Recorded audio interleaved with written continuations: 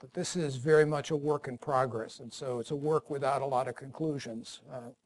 But I've been very interested in how these rapidly growing cities in developing countries have been coping with rapid population increases, traffic congestion, and shifts in modes of transportation. And I think it's important because urbanization is really one of the defining trends of our time. And this rapid urbanization that we're experiencing is largely because cities are the engines of economic growth in a lot of these developing countries. There are enormous benefits from concentrating labor forces and firms in terms of productivity.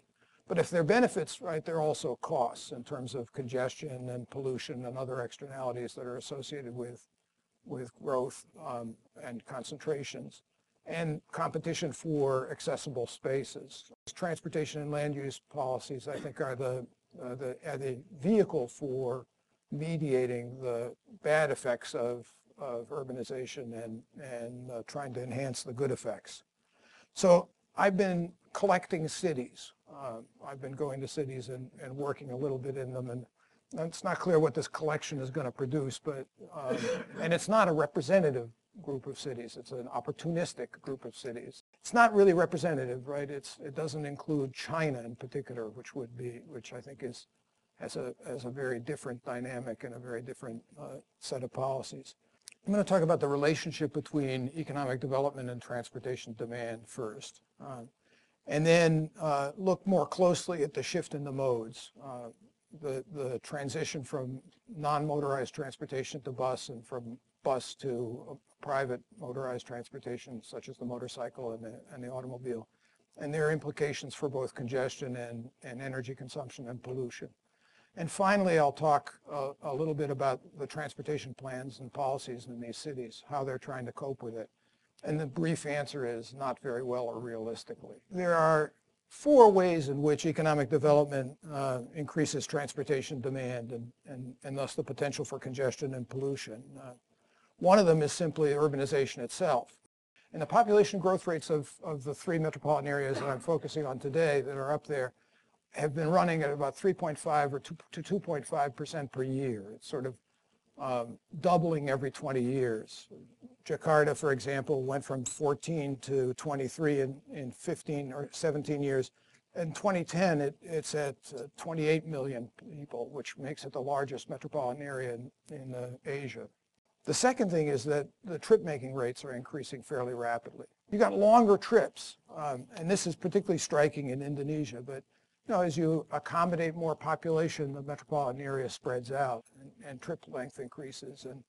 And particularly in home-to-work trips, you can see in just 17 years in Jakarta, a 43% increase in the average trip length for home to work.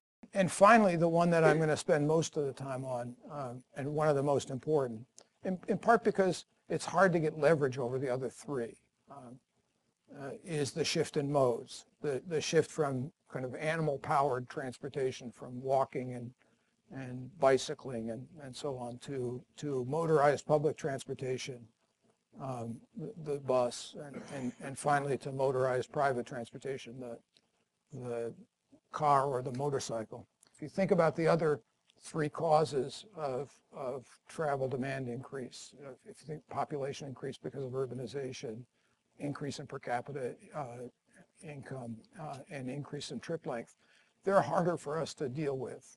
Shifting from bus to motorcycle may require a doubling in street capacity if they were all large buses and much less if they were small buses.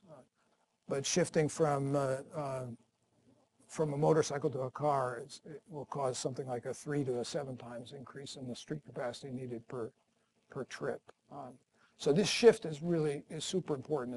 I think transportation and land use policies are really critical to these urban economies, and my guess is that if we don't solve these problems a little better, they're going to start offsetting a lot of the productivity advantages of these cities, and you'll see the growth of them slow down. There'll be a kind of a natural corrective. I think for me, one of the most interesting questions is to think about the motorcycle. The motorcycle has some defects like safety, that are important. But particularly if you think that the motorcycle is an alternative to the car, then it may be sensible in these cities to try and accommodate rather than fight the motorcycle